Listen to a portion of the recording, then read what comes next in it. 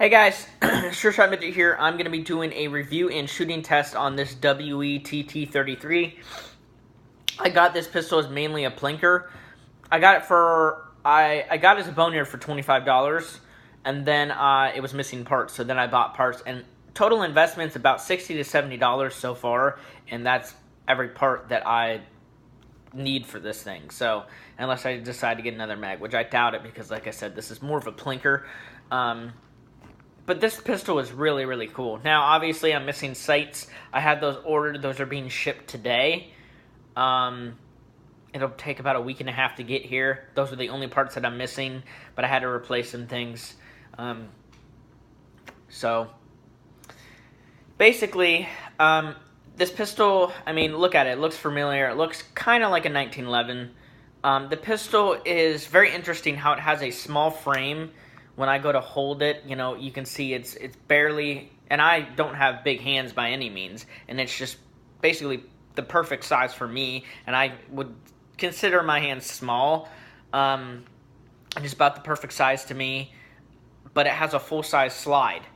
So the slide and barrel length is pretty much about the same as a 1911 I measured. Now the 1911 has a big beaver tail safety, but just slide lengthwise and barrel lengthwise almost identical. So this is kind of a, hybrid. You have a smaller frame and a longer slide and barrel, which I like.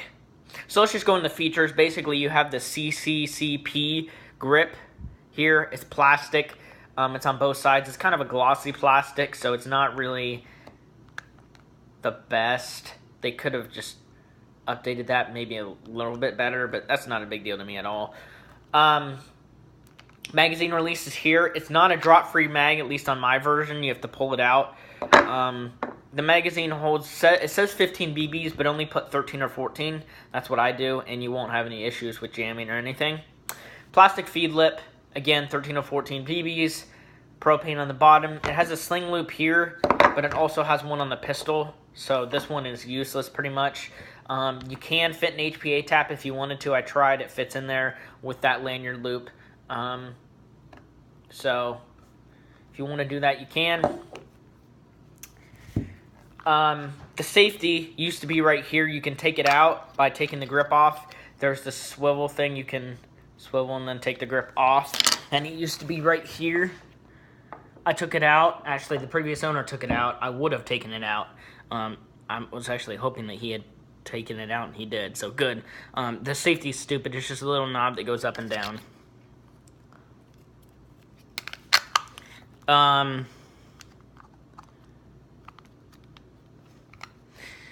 It has an aluminum frame and an aluminum slide. It is brush polished. Is that even a thing? Brush polished? Isn't that like the same thing? It's been polished. The black one retails for about 100. Some places have it for a little under 100, and then this one retails for about 115. So it's about $15 to $20 more for this version, the silver. So I ended up getting a good deal overall, spending $60 or $70 and waiting about a month to get it built. I'm fine with that. I saved, money. What's really interesting is the hammer actually, covers the sights, if I had sights, right? But they actually cover the sights. The hammer does. It's really weird. It's really interesting. See, now it's down. Also, one of the parts that I had to order was the firing pin in here. I don't know if you can see that. There's actually a firing pin and it's springy, which is really interesting. It's actually a nice realistic touch W's been doing with their pistols. Their late pistols, they did it with their P226, the XDM. They're doing it with this. I think they do it with the Makarov too. So just nice realistic touch that they do. To disassemble it, pull this thing off. You don't have to pull it all the way off. Drop the slide lock. Pull it off just like a 1911. Hop-up wheel right there. It's the blue wheel. I'll go ahead and take this apart to show you the barrel. Also, the nozzle is really interesting on this. I'll show you the barrel first, though. So here's the hop-up unit. It is different than a 1911 hop-up, so it's completely its own. And then it has a WE USA. I don't know if you can read that with the quality of the video. Probably not. It says WE USA Ultra Precision 603. So it's a 603 inner barrel, and it's aluminum. It might be steel. It looks to be aluminum though. I don't have anything to test it with, so I don't know for sure. It also comes stocked with a Reaps bucking, which is pretty cool. It's a pretty good bucking. Now, the nozzle is actually built, it's one piece. Now, there's no, like, it's hard to describe. Some people will call it the cylinder head that has the O-ring, and then your nozzle slides on, like, onto it, or into it, rather. This one is one full piece, so it's a completely different design. Performance-wise, it seems to be a good design. I mean, the gas efficiency is pretty good, the kick's pretty good, the feet per second may be lacking just a little bit, but that's because it has a tiny barrel. I mean, it's not super tiny barrel, but plus, I mean, it's only propane or green gas. It's not CO2. It runs about 270 feet per second with a 0.25 on propane, so not too bad. WE's pistols tend to be a little bit lower feet per second, like TM, and then KWA's tend to be like around 20 to 30 FPS higher. Some of them even more than that, like their USP, the Mark 23 or whatever, the really long-barreled ones. Those things shoot pretty hard. So I'm going to go and shoot this outside. I did this part of the video inside because the cicadas outside are going crazy. So when I go out there and shoot this, you'll probably be able to hear them. Again, I put about 13 or 14. I think I put 14 in this mag. I wouldn't do 15. It's not worth it. The only issue that I've had so far with this pistol is my first outer barrel cracked. It literally, like, exploded. So WE, if you're hearing this, please update your outer barrels, the metal that they're made out of. The design's fine, but the material is just weak, and they crack. And I've heard the same thing about the Glocks, the 1911s. So you got to update that, because this is more along the lines of a 1911 barrel, and it's doing that. So I am shooting laser dot .28s. I actually sighted with 2.5s, but these are James's, and he left them, and I wanted to give them a try, and they actually shoot pretty good. So .28s and propane is what I'm going to shoot out of them. Let's go ahead and head outside and shoot. See what I'm talking about? Cicadas go crazy around end of summer. Okay. So I'm just going to shoot a few times so you can see the recoil.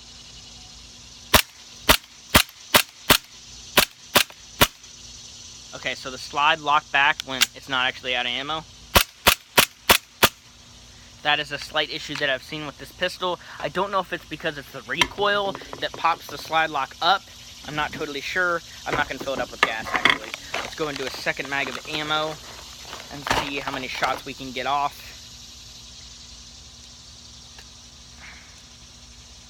So that was like 14-ish BBs. I'll do the same amount in this mag. The pistol overall shoots pretty good. It's with the 2.8s, like I said, it's, you know, heavier than the 2.5s that I use, so it's a little under-hopped, which is fine. I mean, 2.5s are what I'll use.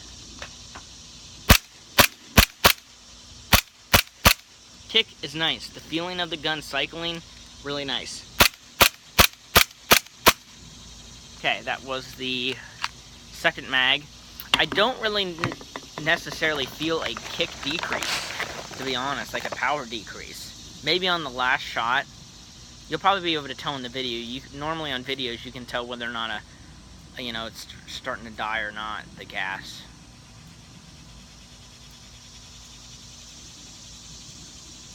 Alright, let's try a third mag.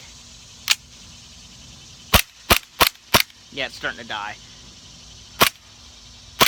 It's still cycling. Still. Okay, it's about to die. Well, there's 3 more BBs. Let's see if I can get... Shot all 3 BBs. See, when I pulled the slide back, now it's empty. So about 3 mags. I wouldn't trust it though. I just fill it after the second. But you can totally get 2 out of it. So if you want to reload after the 1 and not load your gas up, totally fine. At least with propane. That is almost a full propane tank, and it runs really good with the full propane tank. I don't have my chrono out here, but again, it shoots about 270 with a 2.5. So with a 2.8, it's probably like 260.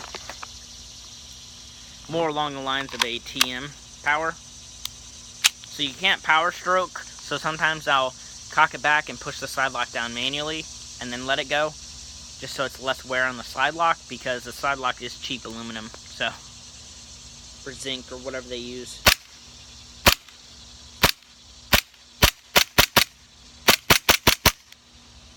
Beautiful.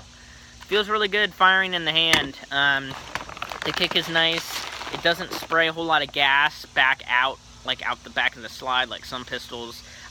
If you overfilled it with gas, it probably would. Also, if you're using this in really cold environment, like if you're using it in freezing temperature or even below 40 degrees, because freezing's 32, so even if you're below 40 degrees, I would probably just throw some MAP gas in here. Can it handle MAP gas? For a short period of time, if you're just shooting maybe 4 mags through it or a few mags through it per game, you'll be fine. Or per day, like per airsoft event or whatever, you'll be fine. But I mean, for a long period of use, I would just use propane. But you know, when it comes wintertime, you could pop some MAP gas in there just so you can get a mag off. You know, worst case scenario, if you go into a building and you need your pistol, you want it to cycle, and MAP gas, it should kick the slide back. Okay, the mag is not empty and it locked back again. That's just a slight issue. For a plinker, it doesn't matter, but when you're actually fielding it, oh, it matters. But again, this is just kind of a plinker. I may take it and use it just to shoot some people with. It's small enough that it can fit in an M4 pouch, so I could just put it in there for the heck of it, I guess, really, and just use it, you know, try to get somebody out with it, feel accomplished. So if you have any questions, comment below. Thank you for watching. Hope you enjoyed the video. I do recommend it. The black version is much more affordable at about $100. You can't beat $100 for a gas blowback pistol. You know, this one's more like 115, 120, so more expensive, but the brushed silver is very, very good looking. So thank you for watching. Hope you enjoyed this video. See you guys later.